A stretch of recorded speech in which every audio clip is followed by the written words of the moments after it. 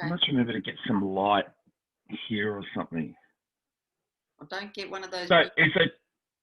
So who was that you were saying that can only do later? It's Andrew. Andrew's right. Hender. He'll give us a date that he's free on a weekend or something to do. Either that or we do it later in the night. I don't know. No, it doesn't worry me. I'm free. Yeah, me too. So it doesn't worry me. Yeah, sounds good. How have you been?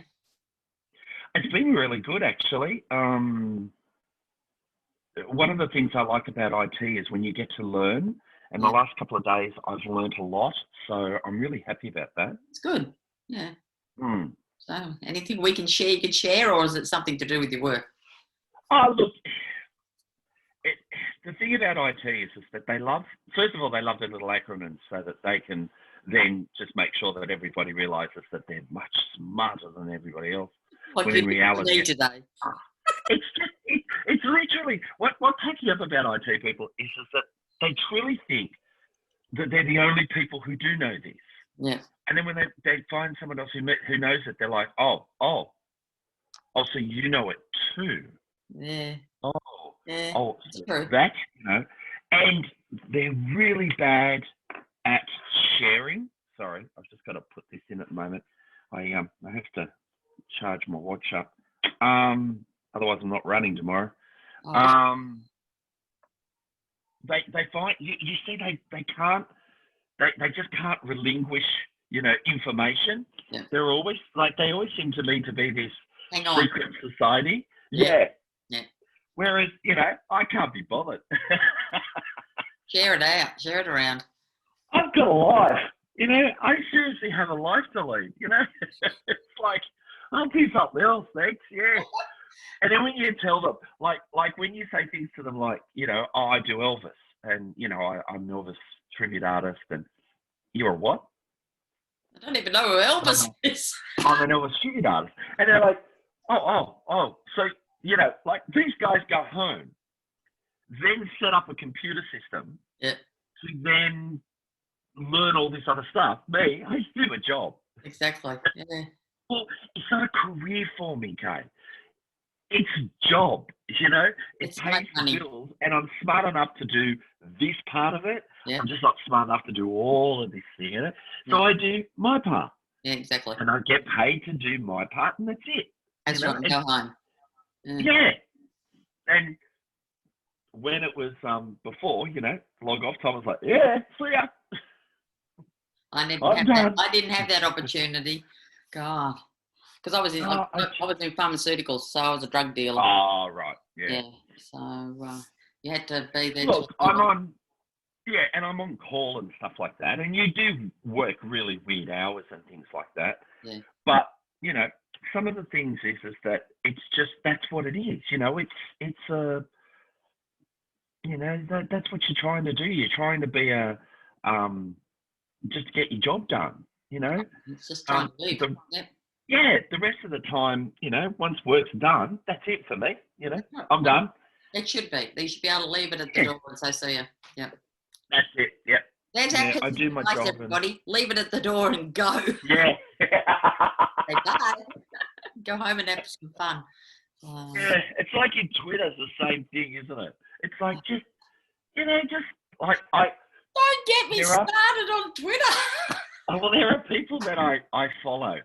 And I see their politics, and I go, no, you know what? It's your politics. You're not having a go at me. Yeah, keep it on your own timeline. Oh my God. No, but it's okay because I go, each to their own. They're not being rude. They're not being inconsiderate. They're not saying, my guy is better than your guy because, of some willful power or something.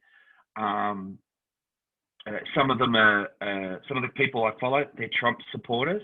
When they post stuff about that, I just ignore and move on. That's exactly what I do. Yeah. That is what, as long that's their business. As long as they're never inconsiderate, rude, racist, or discriminative. Yeah. If they are, then I unfollow. I just go, no, look, I've got better things to do. Yeah. But it's the reason why I listen and follow so much from Rob and David and Linda, because I love the way that they talk. I love the way, especially the fact that they're my age. You can hear it in what they say. Yeah. It's a lot of fun, you know. And the fact that, you know, David will tag me in something. Which David's that?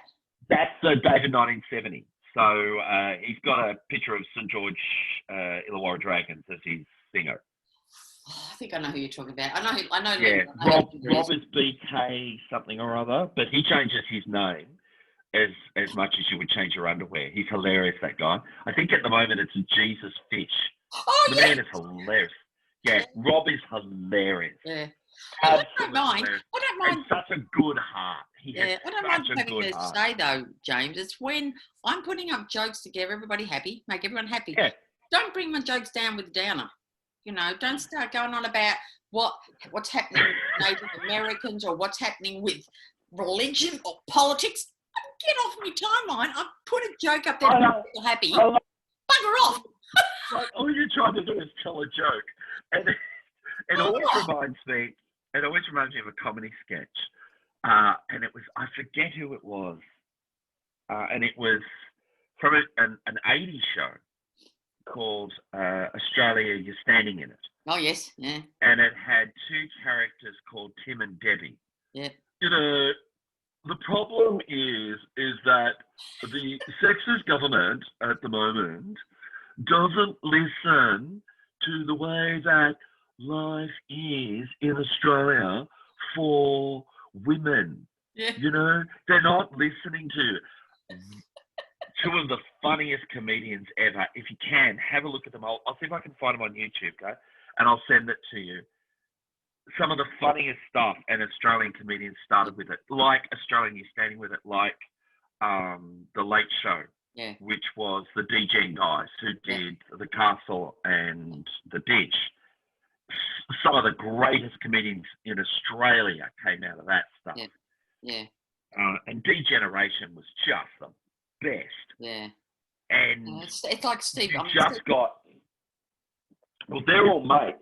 Yeah. And like you'll see Fast Forward and all of them, they were all mates. They all went to uni together. Yeah. But that's the ABC. So that's what our ABC is supposed to be about. Yeah. It's supposed to be about giving us, if you've watched Sean McCalliff's Mad as Hell, you'll only get that if we keep our ABC. You will lose that comedy. Oh, we will lose that political satire that we so desperately need. Yeah. And when I always remember my dad saying to me that one of the favourite things that he had during the Depression, and he lived through the whole thing. He was born in 1920, and he lived through the whole thing. And he said to me, one of the greatest things that you held on to were movies, comedy, Farlap, and Bradman. Yep. To the point where he would literally be walking home from work, and there'd be a thing outside the paper. Remember, the paper used to have headlines. Headline sheet. And it literally would say, he's still in. That's all it would say. Yeah. And all of a sudden, the SCG would go from like 15,000 people to 60,000 people like that. Yeah. Because Bradman was still in back. That's right. And people would turn up and want to see this man play. And it's in, and it's in all of this.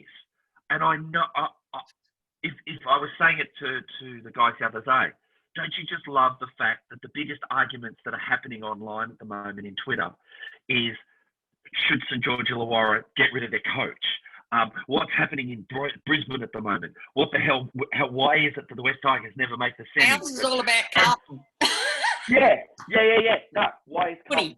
Footy. Well, because Carlton is shit. But what, you know? Hang on. Nah, come on, Kate. Seriously, you support the Western Suburbs Magpies. That's what you are. You are me when I was a Western Suburbs Magpies fan and now a West Tigers fan. To me, be nice. Okay. Western Suburbs Magpies have won more wooden spoons than any other team. And when I mean they've won more, they've won like 12 more than everybody else. And they've been around since 1908. It's like Carlton. Carlton won how many premierships over the hundreds of years? Yeah, they last won their premiership in 1952. They last were in a grand final in 1963. And then they merged with the Balmain Tigers in 2000 to become the West Tigers, which still hurts. It still is a. Yeah, no, it's like that's when they merged. That's when they merged ours. It was wrong. I know we needed it. I know we needed Australian Australian groups. But, I don't know. Good old Fitzroy and. Well, Fitzroy became Brisbane Lions. Yeah, and South Melbourne became Swans. Swans. Yeah. So I know. I get it. Yeah, I'm a sport person. Yeah, we're talking sport. Get off sport. But that's my point. Don't you like that? That in Twitter, that's what we're talking about. And that's my point. Yeah. In a time of all of this, we need humour. Yeah. You know, I want you to follow somebody on Twitter. If you're on Facebook, look him up too, and look up his YouTubes. The man's name is Randy Rainbow. Who? He is. Wait a minute, what's his last name? Rainbow, as in, a rainbow. Oh, okay. Yeah. Randy Rainbow. Look at his videos. It's just, first of all, he is as gay as he's just magnificent. I love him. He's flamboyant. He wears these beautiful pink glasses. I so want a pair of them. I just so want a pair of these pink glasses. They wore, they do the whole 50s thing. They go, I want the day made me glasses. I want them. Yes. Thank you. Actually, I'm going to send that to him. And say, before Randy, you were you, this was Al. Dame Edna. And Americans know Dame Edna. Dame Edna, Norman Gunston. Americans just don't get Australian humour. Well, I'll never forget Norman interviewing, was it Prince Charles? Prince Charles. He interviewed Prince Charles, Norman Gunston? No. Sure he did. I think he did. Molly Meldrum did. Molly Meldrum interviewed Prince Charles and he couldn't do it. He was so freaked about the whole thing. That being said, he was also high as a kite at the time too. Probably. Well, he wanted to calm his nerves, so he took a whack of the tobacco and when he's wacky, and he wanted to fall off a ladder. I'd be like, Charlie, how's it doing, mate? Wouldn't last long.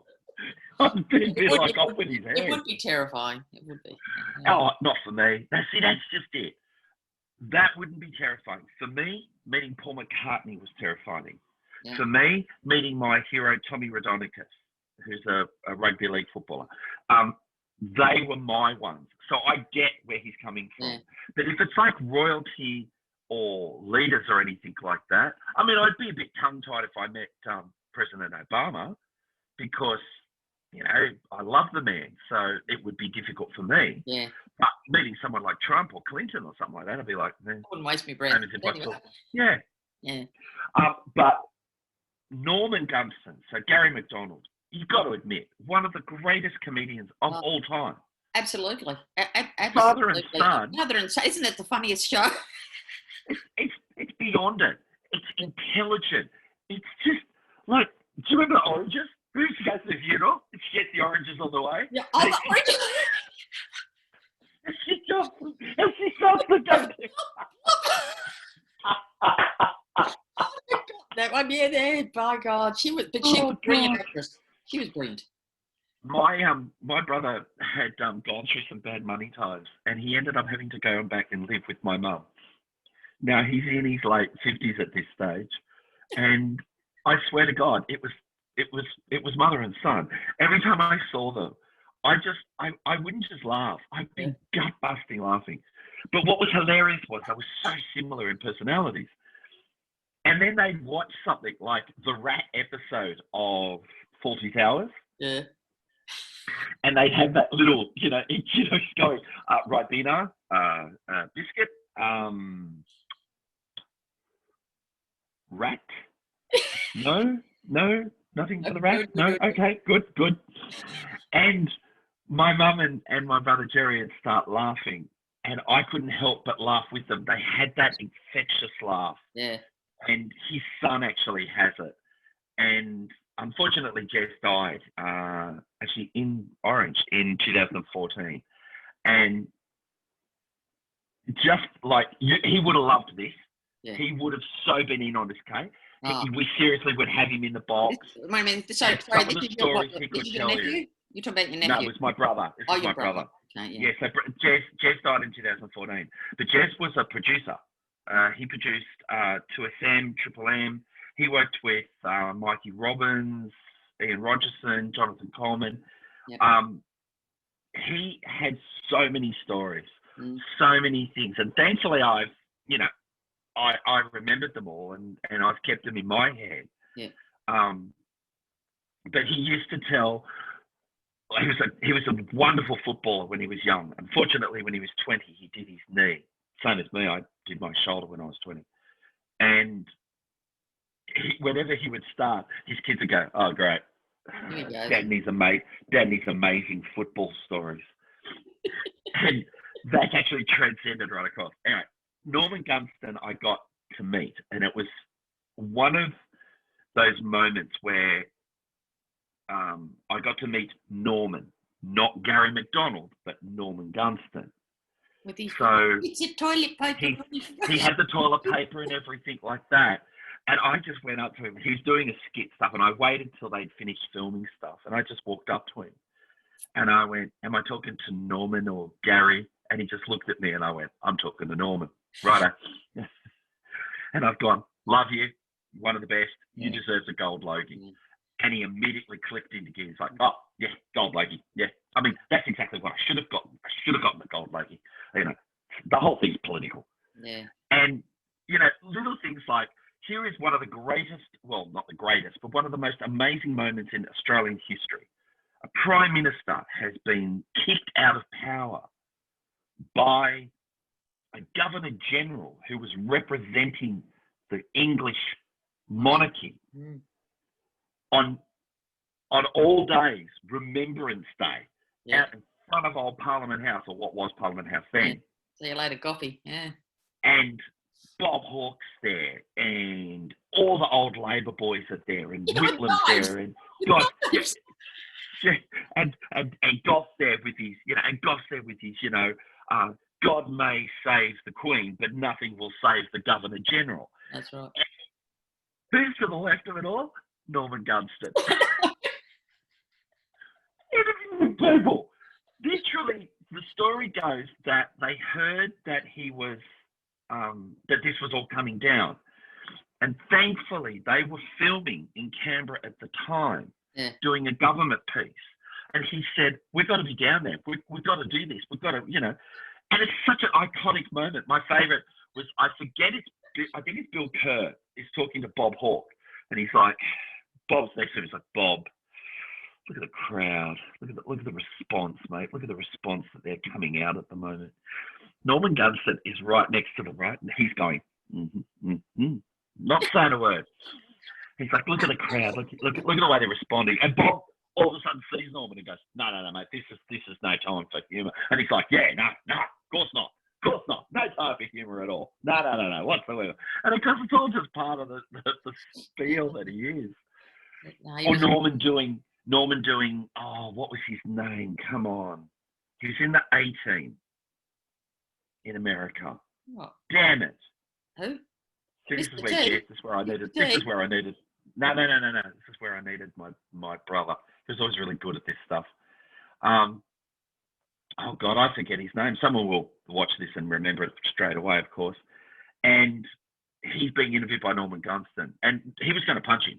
He was seriously going to punch Norman Gunston. He thought the whole thing was serious. That was Mr. T, I'm sure. No. It was the white guy. It was the leader of it all. Robert Stack. I think that might be it. I can't remember. Seriously, it's whoever the guy was with the grey hair who led the whole thing. Was it Robert Stack? And he was going to punch him. Like, he thought he was serious. What's his name? The one who does it now, Borat and all of them. Yeah.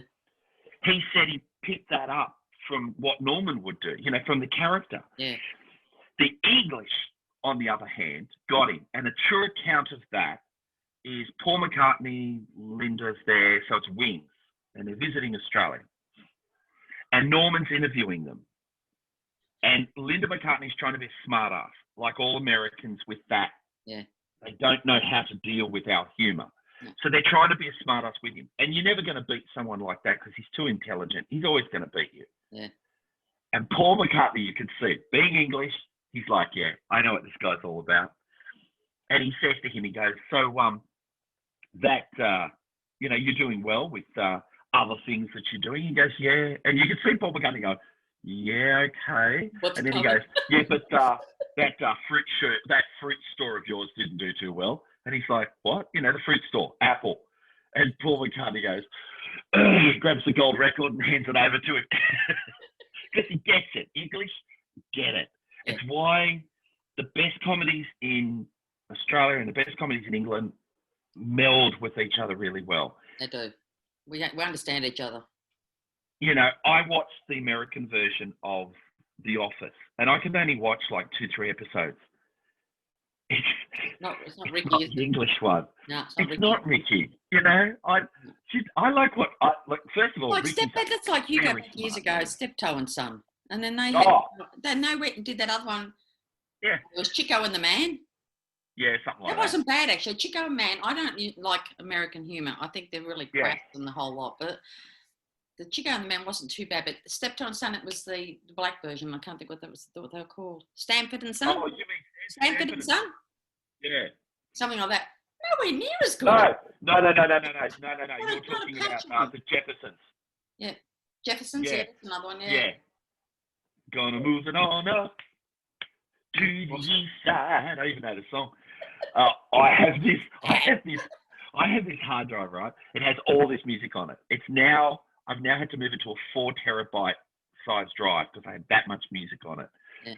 And one of the things it's got is all the TV songs over the eras, like everything. Oh my God.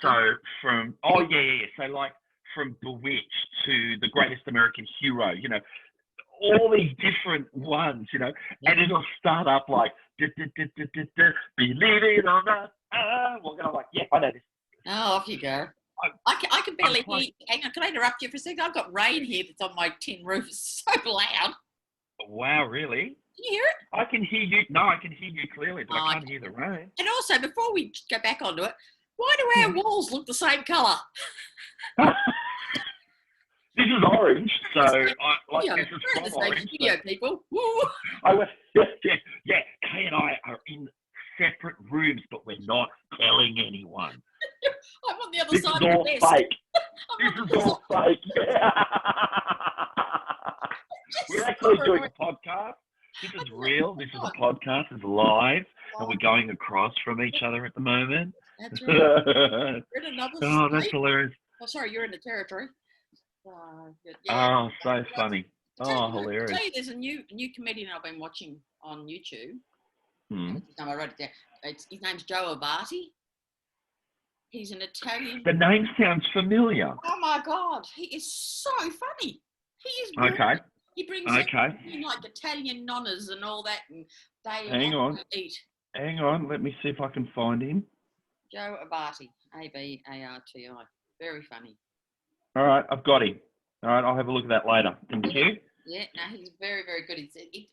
They're not very long YouTube clips, but he just picks up on the Australian, being a wog in as we called them wogs in the old days and stuff like that. Mm-hmm. Growing up in Australia, being an Italian and stuff, it's very, very well. See, that's the thing that's the reason why so many especially of our age group, who like Carl Barron, because Carl says that like they're all things that just basic comedy. Yeah. Even just saying things like, I've got a mate who names things that's already named. Yeah. I think I'll call it a night. Yeah. Yeah, I think it's already called that, mate. Yeah. But it's just like, it's like basic humour. Yeah. Yeah. And they take everyday life. That's like all the comedians I like are all people who have life experiences. So I like the older generation, like your age up. Yeah. Young ones, they're funny, but they haven't had the life experiences. Well, they haven't got there yet, have they? They haven't picked up on the things that... But they had a different life. They had a different life to us growing up. Yeah, that's absolutely correct. Their life is in front of a computer, I like... there's one comedian you might like from America. he's actually an unusual. How do I put this? Unusual. I'm trying to look for the word. Just the way he comes across when he first starts talking, you find it different from most comedians.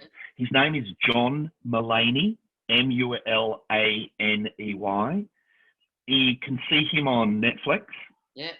Oh, I know who you're talking about. Yeah, check him out on the one where he does, I think is it Radio City? I think it's the Radio City one. Yeah. Have a look at it. It'll have a really big background, like old 50s background. It's beautiful. Looks like a musical. Is he the older guy? No. He's only about 35. Oh, no, I'm thinking of somebody else. But watch him, because he used to be a writer on Saturday Night Live.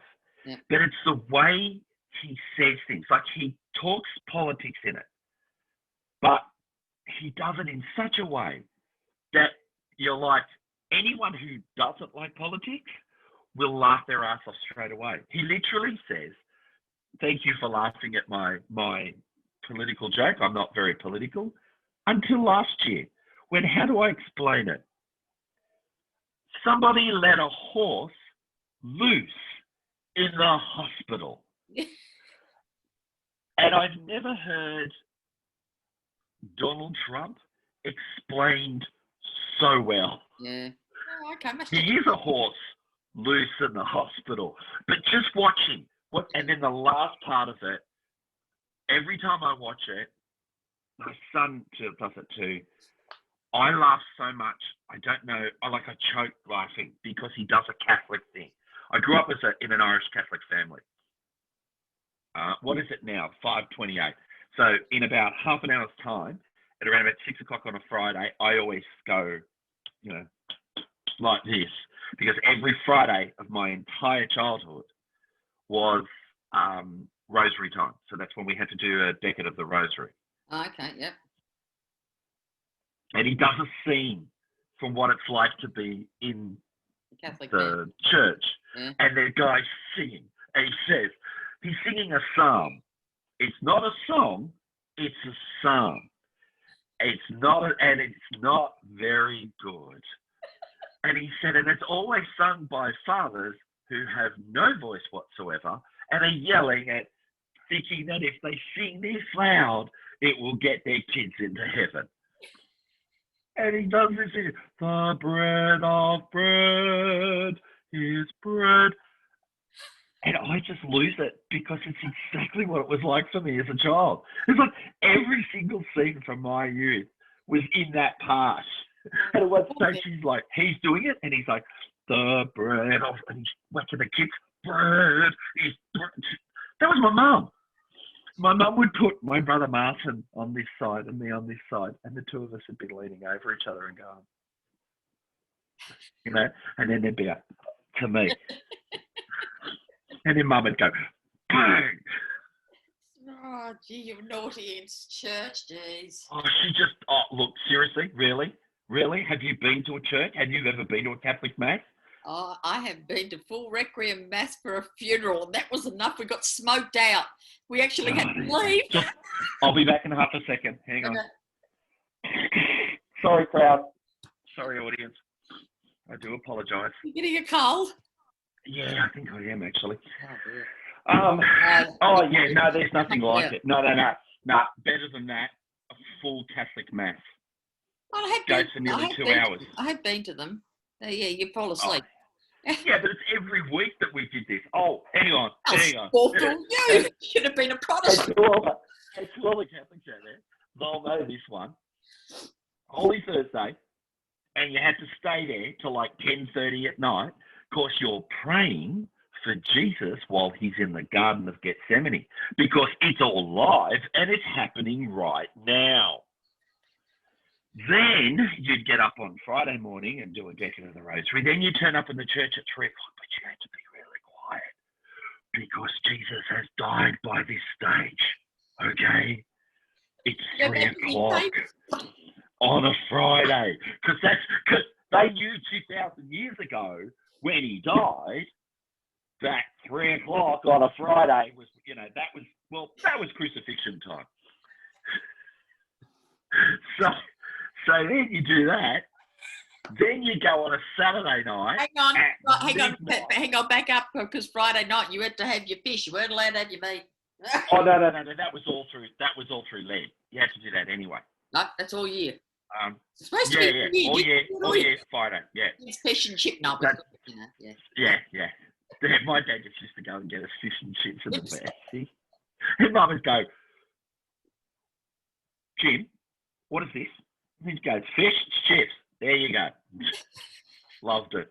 My dad was always hilarious like that. Yeah. And then you go Saturday, but you go midnight because you had to be there as like Jesus came back. So apparently he came back right on midnight, like, you know, New Year's. He was like his own little New Year's. He's like, 3, 2, 1, appear! I'm here! Look at me! I'm here, guys. Check it out. I'm back. Yeah, I'm back. Ooh. And then Sunday you go to Mass at 9:30 in the morning, but wait, then it's 6:30. And the reason you go twice, I still don't bloody know. So are you Irish background? Yeah, my mum and my mum's family all came from that. My dad and my dad's family came from America, but they were only 3 generations American, and then it goes back to Ireland. I think we go back, as far as we were able to take it back, was 13 something or other, like 1394 or something like 902 or something. Back to Ireland. So so it's a lot of Irish. Yeah. Oh yeah. White people like you wouldn't believe. Yeah. My son's a redhead, so you know, it's whiteys everywhere. But what's really funny, I can send a photo, and you'll see me post it actually on Twitter. In a couple of days, you'll see my profile pic will change. And you'll see my brother Martin, and you'll see me, and we're all going to school with my brother Stephen. And you'll see Stephen's hand is on my chest here. He's Aboriginal. Freaks people's shit out. He was adopted when I was 2. So he was fostered, and then he got adopted. But I love it. Anyone says to me, how are you brothers? Well, my mum, you know, she used to play around a bit, so, you know, what the hell. One night. Oh my God. I just do it all the time. It freaks the shit out of people. It's lovely though they did that. Stephen was the stolen generation. He was taken from his family. Yeah. But in Stephen's case, he was happy to do so. His mum was a drunk and used to beat him up. And his father just used to turn up whenever he wanted to and just kick the shit out of him. His sister is a lawyer in Sydney, and he's the only other one. Yeah. And then, of course, he's, you know, I've met a lot of his friends, mates, cousins, stuff like that. Yeah. He's an elder now at Wellington. So I'm in Orange at the moment. So Wellington is sort of west of Orange. Yeah, so heading towards Dubbo. I have been to Wellington a few times, yeah. Oh, okay, cool. Yeah. So there's nothing like, there's nothing like being a Catholic and having to do that crap. And we used to have a statue, and the statue was about, like, let me see if I can get to there to about there. So it's a pretty big statue of Mary. And all our rosary beads would hang off Mary, and you'd have to take your individual one. And you became so, you know, like you could do it, you're asleep, and you could just sort of just sit there, and you'd have to say it out loud. And because you said it out loud, like anything, when you repeat it, when you do it all the time, it becomes indoctrinated into what you do. So you sit there going, Hail Mary, full of grace, the Lord is with thee, blessed art thou among women, blessed is the fruit of thy womb, Jesus. Holy Mary, Mother of God, pray for us sinners now and at the hour of our death, amen. And you wanted to say that as quickly as possible, but you've got to say 10 times before you get to the end of it. Welcome to the Father Ted show. Yeah. Let's do some Catholic shit. Let's talk about a guy who's got white, like he's white with blue eyes. Hey. Seriously. God. See, God smashed into me and I hated it. Oh, I didn't get when I started to rebel. I only went to Sunday school about twice, so that was it. I failed. When I rebelled, I was 15. And I had a really great mate of mine who's unfortunately not with us anymore. And and he came out to me when he was 15. Yeah. And I was telling the story at school a school thing with the priest, and he said, "You can't talk to him anymore." And I said, "What do you mean I can't talk to him as my best mate?" Oh, And he goes, "Oh, homosexuality is wrong." And I went, "No, mate, no. Listen, a guy who walks around in a dress and tries to tell everybody how to have relationships and is single and doesn't get to go near either men or women and literally molest little kids, you don't get to tell me what to do." And that was it. That was my rebellion then. And that was it. I said to my mum, "I'm not going to it. I can't go to something that, one, I don't believe in, and two, I'm angry at them because they said I can't talk to my best friend in the world." That's right. Simply because of the fact that, and imagine how hard it was for him. It was 1982. And I remember the struggles. My cousin came out. Now, this would have been about 1972, 73. Yeah, and see? Imagine how hard that would have been. He was probably 18. And he came running. He only lived about 2 miles from us. He came running and banging on our door because my uncle was out to kill him, And then he told my father, he's going to kill me. He's going to kill me. My poor dad had to calm his brother down and just deal with it. You've got to deal with it. This is what it is. And it turned out his boyfriend that he had from that time on was the second person in Australia to have AIDS. He brought it in from America. Oh no! So then the thing about AIDS too is just like, I remember like I was working for a Westmead Hospital at the time, and we were doing conversations. It was called psychoanalyzation back then, but it was literally like we're doing right now, just conversation. And it was some of the first people who had AIDS in Australia. And what was that, 1987? Something like that, yeah. And no, before, was it? No, it was earlier than that. It's earlier. About 84, something like that. Yeah, I can't remember. Anyway, I was very young. And I remember friends of mine wouldn't take the water bottle that I was drinking from at footy because they were afraid that I was bringing the germs in with them. Oh, God. And that's what's happening at the moment. It's not enough education and fear. Yeah, and as soon as you put the two together, that's it. Yeah, and the press have a lot to do with that. Oh, yeah. They're God, they love it. All the way through. Of course. No. Of course they do. Yeah. But don't get me wrong, okay? The lockdowns are very important. I've got a mate who's actually a doctor in the States. We're in Melbourne. And she, well, it's not that. I've got a mate as a doctor in the States, and she said to me one night she'd had a really, like, it was awful. She'd had a terrible, it was about March, April, I think it was, and people were dying like this in New York. Mm. And she'd had enough. She'd done like nearly a week straight, like had only a couple of hours sleep, and she needed to unload. So I said, "Listen, just unload." And she said, "You're not going to like it. It's going to freak you out. Just do it." So she unloaded, and I listened, and then she said, "Thanks so much," and she hung up, and I didn't just cry. I sobbed. My whole body was shaking with what this does and how bad it is. So hopefully, there's a reason why we're in lockdown. Oh, totally. That being said, while we're in lockdown, doesn't mean we can't have a good time with humour, though. No, that's exactly right. Yeah. One of the comedians I used to like with Catholic humour too. I'm actually gone a mental blank. I've actually gone a mental blank on his name. He's Irish. Come on, he was 70s. Who? Alan. Dave Allen. Dave Allen. Thank you, Dave. Finger. Yeah. So you remember, like, he grew up in a strict Irish Catholic family. Oh, yeah. And I loved his humour because for the first time, I saw somebody taking the piss out of things that I've always wanted to take the piss out of, but was so afraid to. And my mum had me freaked, absolutely freaked. Like, seriously, I'm not going to go into what she had me freaked about, but let's just say I'm 15 and I'm a boy, so that should give you some thing of what I'm talking about. Yep. But she used to say that if that happened, a lightning bolt would come through the window and burn it off. Oh, my God. Oh, yeah, Irish Catholics, mate. You just keep it in your pants. I've got one for you.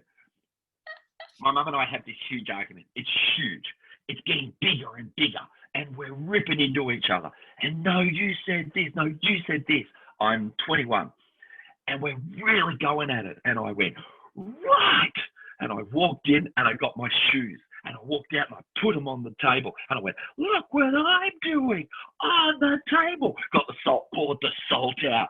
Got an umbrella and I walked around the house going, yes, umbrella. Mum's going, ah! And she's yelling to my dad going, Jim, this is going to be bad. Oh my God, no! Like this. This is my dad. My dad's got his paper, right, like this, and he's just, it's moving like this because he's laughing his ass. Oh God, I used to give it to them so much. Oh, sorry, Mum. When she died, I knew, being the fact of her being a Catholic, that she'd want me to give her last rites.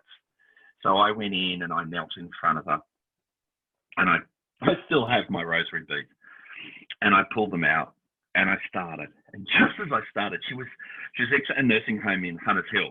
That was pretty much for old nuns. Yeah. And Mum got in because, well, she was like a special Catholic. You know, she had a little stamp and everything, you know. That many years being a Catholic, you know. She got in on the side door, you know. She got in on the side door on that one. And this nun walks in. Now, I have a thing about nuns, okay? I got mercilessly bullied by them at school when I was in primary school. Yeah. I got caned all the time, possibly because of the fact that I would talk back to them. Yeah. You questioned them. Oh, I just didn't question them. Oh, I once threw a chair at one of them. No, she picked on my friend. Talking to? He's a nutter. No, she talked too much. My best friend when I was growing up as a girl, she lived next door to me, Donna McMurray. And Donna wanted to go to the toilet, and she kept saying, "Sister, I need to go to the toilet," and the nun ignored her, and she wet her panties. So then the sister brought her up in front of the class to humiliate her. And I walked up and grabbed my friend's hand and said, "You're not going to humiliate my friend." And she said, "You can't do that." And she grabbed me, and I pulled her arm back, and I grabbed the chair and threw it at her. Oh, really? Never take on my people I love, Kate. I get very territorial when it's my friends.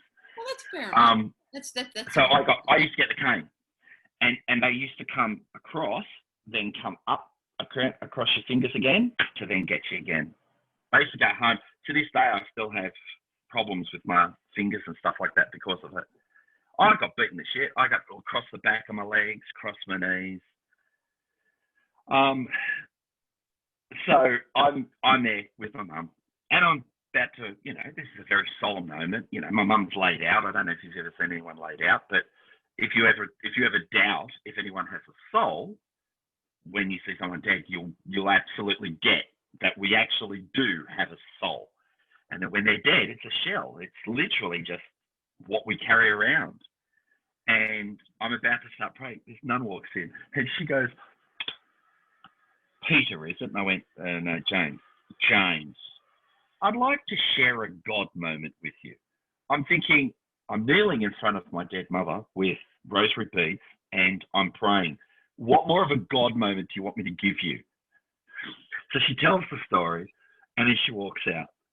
And I went like this, and I looked at my mum, and I went, "That was you, wasn't it? You just wanted to have a go at me. Last sight. This is your last little dig, and you and Dad are laughing your asses off right now." Oh, really? Oh. Oh, yeah, both my brother Jeff and I, whenever we'd go and visit her, we used to literally take care of each other. We'd be like, "Mate, you all right? You ready?" "Yeah, I've got this. Okay, I'm ready." Oh, we used to walk in, and both of us, both of us had problems with nuns. Oh, poor thing, no. Yeah. I used to have a nun who was so short. Yeah. She used to jump off the thing to cane you. Scary. God. Jeez. Did you never get the cane, Kay? No. The only thing I did. Come on.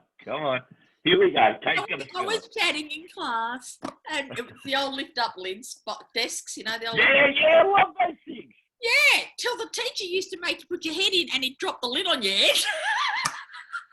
Oh yeah. Well, then get it banging on your arm. I got it once, only once. I never did anything wrong. Kids watching now, None of your teachers, none of them.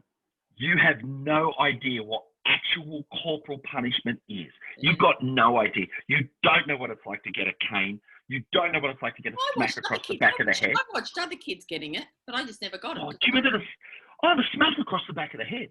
We had a nun who just didn't hit you. She'd come in like, big right arm out, bang, straight across the back of your head. Oh, good grief. Well, we used to cop textbooks thrown at us in high school.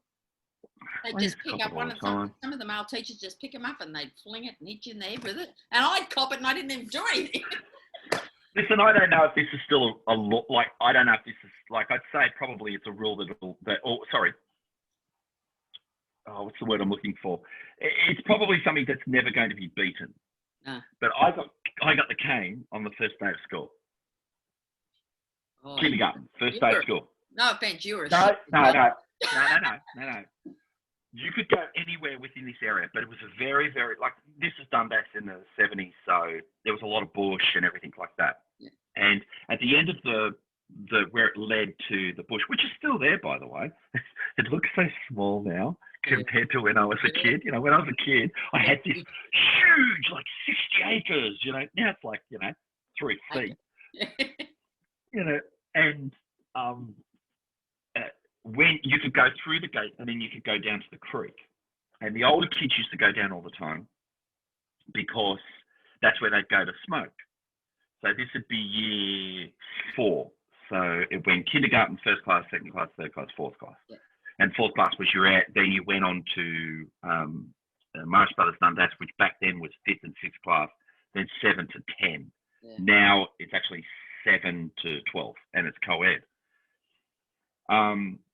And my brother was heading down there. So I went with him because it's my brother. So I followed him down and went down with him. And they had to give me the cane. And their reasoning was, and it was very good reasoning, there was someone within the area at that time who was, and it turns out, really got arrested, actually went into jail for life. Who was grabbing young children and raping them. So, they had to put the fear of God into me. Yeah. It worked. Yeah. For about it. But what they hated was, they used to say to my mum all the time, they hate how I easily forgave them. Like, they'd give me a cane. And then 20 minutes later, I'd be skipping past them. Hey, sister. Yeah. And they hated that.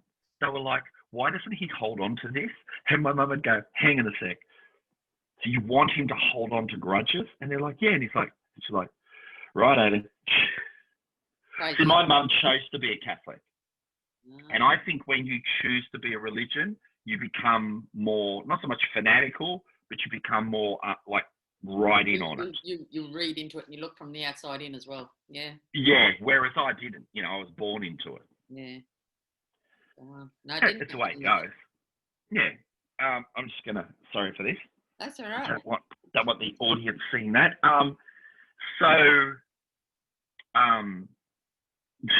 By the way, have you noticed? Can I ask, do you have a fear of God? Fear of dying? No. No, me neither. Not even close. No. Simply because the fact that, I want to see my kids get older. My daughter's 15 and my son is 17. I want to see them get older. I want to be there for them and help them and, but if I didn't, it's okay because I totally believe in, this is my belief system, that I will get to see Jazz, that I will get to see my mum, and most importantly, I will get to see my dad. My dad was my best friend. Yeah. Everything that I do in my life, there are parts of it that are shaped completely by him still. And now I'm 53 and he died when I was 29. He had that big an influence on me in just 29 years that at 53, I still feel all those things. Well, it's inevitable. You've got to die. Everyone's going to die. Look, it's going to happen, Kate. But the thing is what and I don't want to live with. I had this thing that, sorry to interrupt. I had this thing that if you're going to die and there is a heaven, that's good. Yeah. It's nice to think that way. And if there's not and you're dead, well, so be it. Yeah.